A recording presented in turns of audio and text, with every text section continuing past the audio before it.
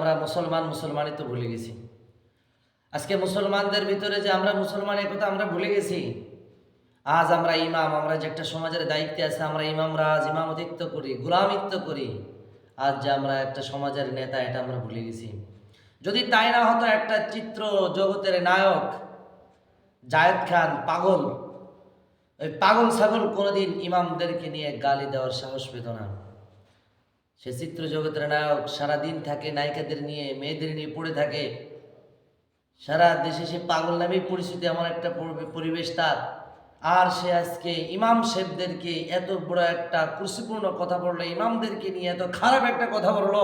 এখনো এক সমাজের আলেম আছে যারা এখনো প্রতিবাদ করে তুলতে ভয় পায়। আর যদি ইমামরা তার বিরুদ্ধে জেগে ওঠে, আজ যদি সারা দেশের উলামায়ে কেরাম যদি জেগে ওঠে, শুধু জায়েদ খান নয়, জায়েদ খানের আলাপুলা চেলাফেরা জেনে যত আছে, সামনে পরবর্তীতে একটাও ইমামদেরকে নিয়ে কথা বলার সাহস পাবে না। আর যদি এখন আমরা এগুলো নিয়ে চুপ করে থাকি, কোনো প্রতিবাদ করতে না পারি, সামনে একটা জায়েদ খান নয়, প্রতিটা ঘরে ঘরে অবৈধ জায়েদ খান জন্ম নেবে। জায়েদ খানের দোষ শুধু দেব কি করে? আজকে আমাদের শিক্ষা ব্যবস্থা এমন হয়ে গেছে, তারা তো শিক্ষা কারিকুলামে যে দায়িত্বশীলরা আছে তারা তো পাগল হয়েই গেছে।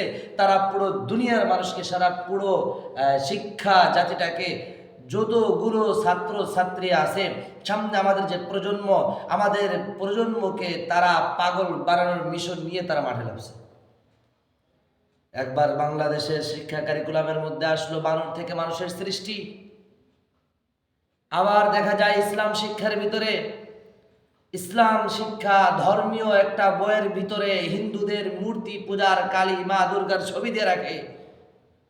বড় আফসোস লাগে, একটা বিষয় লাগলো, আজকে 92% মুসলমানদের দেশে, যে দেশের শাসক মুসলমান, যে দেশের অধিকাংশ মানুষ হলো মুসলমান, যে দেশের রাষ্ট্রীয় ধর্ম হলো ইসলাম, সে দেশের ইসলাম শিক্ষা ধর্মীয় বইয়ের ভিতরে, শিশু তৃতীয় শ্রেণীর ধর্ম বইয়ের ভিতরে দুর্গার ছবি দেওয়া, হিন্দুদের মূর্তিদের ছবি দেওয়া। আর ইসলাম শিক্ষা বইয়ের ভিতরে যদি দুর্গার ছবি থাকে তাহলে সেটা ইসলাম শিক্ষা নয়, ইসলাম শিক্ষার নামে দুর্গার শিক্ষা শেখানো হয়।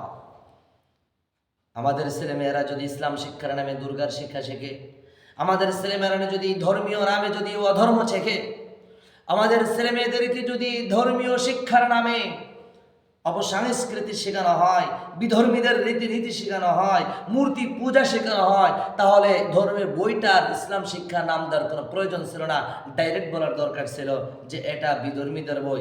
কিন্তু আমাদের তারা ডাইরেক্ট বলতেছে না, আন্দোলন গড়ে তুলবে, এই জন্য উপরে হেডলাইন লিখছে ইসলাম শিক্ষা ধর্মীয় বই, কিন্তু তার ভিতরে মূর্তির ছবি দিয়ে ভরপুর করে রেখেছে।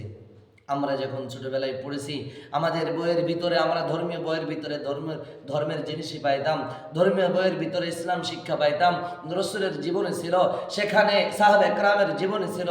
আর আজ ধর্মীয় বইয়ের ভিতরে রাসূলের জীবনীকে উঠিয়ে দেওয়া হয়েছে, সাহাবে কেরামের জীবনীকে উঠিয়ে দেওয়া হয়েছে, সেখানে দেওয়া হয়েছে দুর্গার ছবি।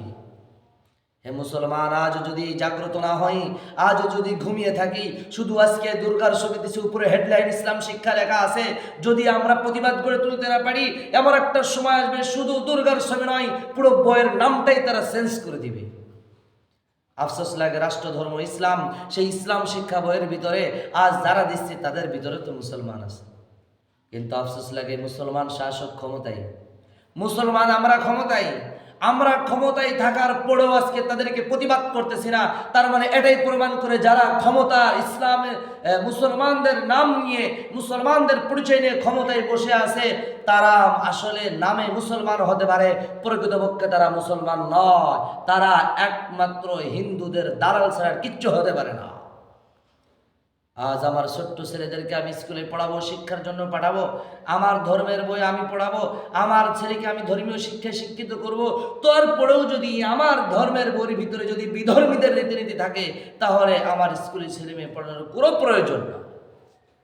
আজকে এই শিক্ষায় শিক্ষিত হয়ে জায়েদ খান তৈরি হয়, এই শিক্ষায় শিক্ষিত হয়ে তসলিমা নাসরিন তৈরি হয়, আজকে এই শিক্ষায় শিক্ষিত হয়েই মানুষগুলো নাস্তিকে পরিণত হচ্ছে। আজ দেশের ভিতরে যতগুলো মানুষ আছে, আমাদের সিনিয়র পার্সন থেকে শুরু করে অধিকাংশ মানুষ হলো নাস্তিকতায় পরিণত হয়ে গেছে, নাস্তিক হয়ে গেছে, যার কারণে আজকে ক্ষমতায় থাকার পরেও আমার ইসলাম নিয়ে কটূক্তি করে, ইসলাম শিক্ষা বইয়ের ভিতরে দুর্গার ছবি ঢোকায়, আমরা প্রতিবাদ করতে পারি না। তার মানে শুধু ঈমান গেছে তাই নয়, আমরা নিজেরাও নাস্তিকদের দালাল হয়ে গেছি। সম্মানিত ভাইয়েরা আমার, যদি আপনার ছেলেকে যদি আপনি সুশিক্ষায় শিক্ষিত করতে চান, নুরানি মাদ্রাসায় ভর্তি করে দেন, মাদ্রাসার দিকে ঢুকায় দেন। বাংলা, অঙ্ক, ইংরেজি, আরবি সব কিছুর সমন্বয়ে ভালো একজন মানুষ গড়ে উঠবে। ওই মুসলমানদের ইসলামী শিক্ষার নামে বিধর্মীদের শিক্ষা সে শিখতে পারবে না, মূর্তি পূজা সে শিখবে না, মা বাবাকে অবহেলা করে শিখবে না, আল্লাহকে ভুলবে না, ইসলামের বিরোধিতা কোনো কাজ সে করতে পারবে না। এজন্য সন্তানদেরকে মানুষ করতে হলে এই পাগলদের হাত থেকে বাঁচাইয়া আপনারা মাদ্রাসায় ভর্তি করে দেন।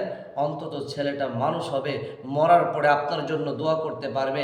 আপনি যখন মারা যাবেন, আপনার জানাজায় দাঁড়িয়ে আপনার ছেলেটা নামাজের জন্য দোয়া করতে পারবে। নামাজে দাঁড়িয়ে চুপ করে বোতলের মতো দাঁড়িয়ে থাকবে না, দোয়া করতে পারবে।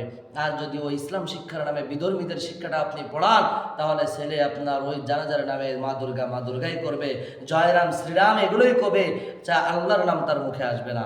এজন্য সতর্ক হন ভাইয়ের আমার।